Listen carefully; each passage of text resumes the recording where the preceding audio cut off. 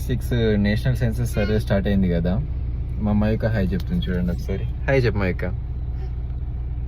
Okay, so national survey start అయింది కదా సెన్సస్ది.